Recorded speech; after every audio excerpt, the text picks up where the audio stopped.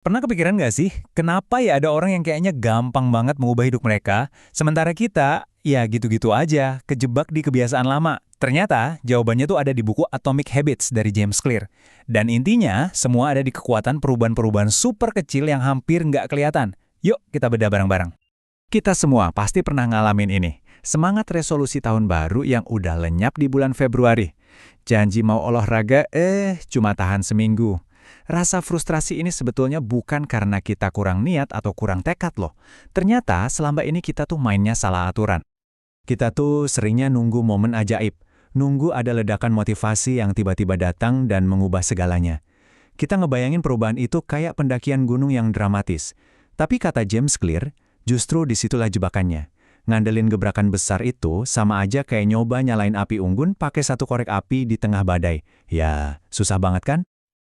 Oke, pertama-tama ayo kita hancurkan dulu mitos terbesarnya, yaitu mitos soal perubahan radikal.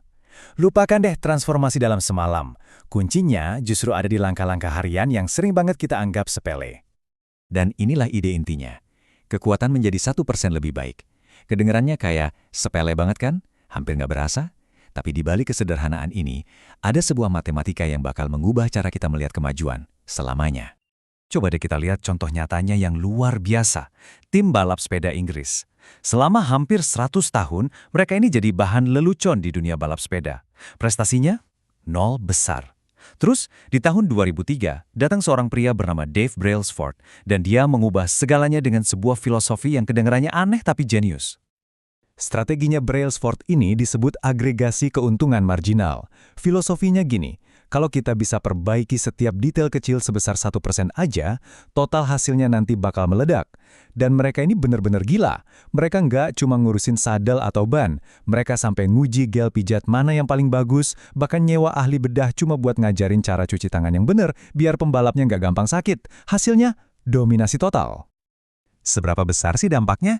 Nah, ini dia matematika yang bakal bikin kaget. Kalau kamu bisa jadi 1% lebih baik setiap hari, dalam setahun kamu tuh bukan cuma jadi sedikit lebih baik, tapi kamu bakal jadi 37 kali lebih baik. Sebaliknya, kalau 1% lebih buruk tiap hari, ya lama-lama kemampuan kamu bisa habis mendekati nol. Efek bola salju ini nyata dan kuat banget. Nah, ini dia nih, kenapa kita sering nyerah. Kita ngarepnya kemajuan itu lurus dan stabil, kayak garis putus-putus itu. Padahal kenyataannya, kemajuan sejati itu kayak nanam bambu. Kamu siramin tiap hari, nggak kelihatan apa-apa, tahu-tahu dia melesat tinggi ke atas. Inilah efek bunga majemuk. Hasilnya seringkali tertunda, baru kemudian datang secara eksplosif. James Clear menyebut masa-masa frustrasi ini dataran potensi laten. Itu loh, momen di mana kamu ngerasa udah ngelakuin semua hal yang benar. Udah olahraga, udah belajar, udah nabung, tapi kok hasilnya kayak nggak kelihatan sama sekali. Inilah yang disebut lembah kekecewaan. Titik paling bahaya di mana kebanyakan dari kita nyerah, padahal dikit lagi aja terobosannya bakal datang. Ini membawa kita ke sebuah ide yang agak radikal. Lupakan sasaran. Iya, kamu nggak salah dengar. Kita tuh terobsesi banget sama hasil akhir. Mau nurunin berat badan, mau dapat promosi. Tapi James Clear bilang fokus kita selama ini salah total. Jadi apa bedanya? Gini deh, sasaran itu puncak gunung yang mau kamu capai. Sistem itu adalah jalur pendakian yang kamu lewati setiap hari. Coba pikirin ini. Tim yang menang sama tim yang kalah di kejuaraan itu sasarannya sama kan? Sama-sama pengen menang. Yang bedain mereka itu bukan sasarannya, tapi sistem harian mereka. Cara mereka latihan, makan, dan istirahat.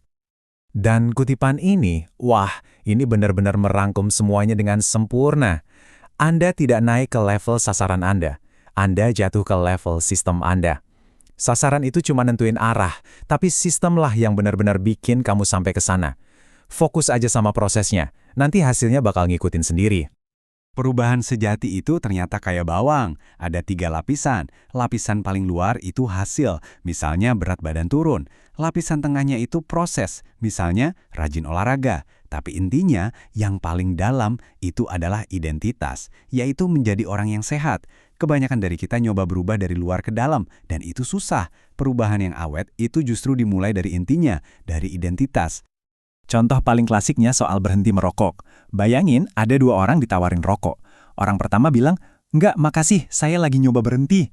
Dengerin deh, dia masih mengidentifikasi dirinya sebagai perokok yang lagi berjuang.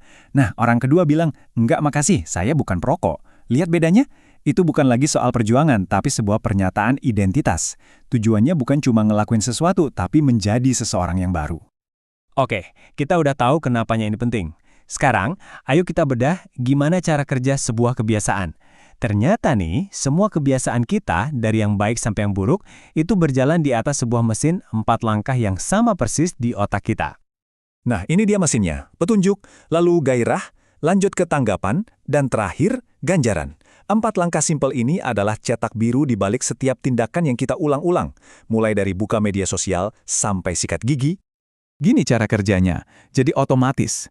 Sebuah petunjuk muncul, itu menciptakan gairah atau rasa pengen. Rasa pengen itu mendorong sebuah tanggapan atau tindakan, dan tindakan itu ngasih ganjaran yang enak, yang seolah-olah ngasih tahu otak kita. Ini enak, besok-besok lakuin lagi ya. Coba deh pikirin, ponsel kamu geter. Nah, itu petunjuknya. Kamu langsung penasaran pengen tahu isinya. Itu gairahnya. Kamu ambil ponselnya, itu tanggapannya. Rasa penasaranmu terpuaskan, itu ganjarannya. Siklus ini berputar puluhan bahkan ratusan kali setiap hari, tanpa kita sadari. Jadi, gimana caranya kita bisa ngehack lingkaran ini buat keuntungan kita? James Clear ngasih 4 kaidah perubahan perilaku. Nah, biar penjelasan ini super praktis, kita bakal fokus ke kaidah yang pertama, yang bisa dibilang paling kuat, menjadikannya terlihat. Ini dia, keempat kaidahnya, buat ngebangun kebiasaan baik, bikin jadi terlihat, menarik, mudah, dan memuaskan. Buat ngancurin kebiasaan buruk, ya tinggal dibalik aja. Nah, sekarang kita fokus ke langkah pertama yang paling gampang buat kamu coba hari ini, menjadikannya terlihat. Prinsipnya simpel banget, kita ini adalah produk dari lingkungan kita. Lupakan deh soal tekad baja. Apa yang kamu lihat, itu yang kamu lakukan. Mau minum air lebih banyak? Jangan cuma diniatin, tapi taruh botol air di meja kerja, di samping kasur, di meja makan. Mau lebih sering baca? Taruh buku di atas bandal kamu. Bikin petunjuk untuk kebiasaan baik itu jadi mustahil buat diabaikan. Dan ini dia salah satu teknik paling cerdas buat ngelakuinnya. Namanya menumpuk kebiasaan atau habit stacking. Idenya jenius banget. Daripada ngandelin waktu atau lokasi, kamu tempelin kebiasaan baru kamu ke kebiasaan lama yang emang udah otomatis kamu lakuin. Rumusnya sesimpel ini. Kamu tinggal isi aja bagian yang kosong.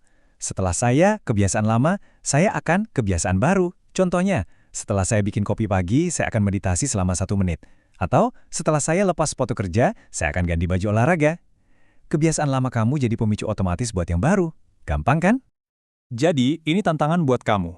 Apa satu kebiasaan super kecil yang bisa kamu tumpuk ke rutinitas kamu besok pagi?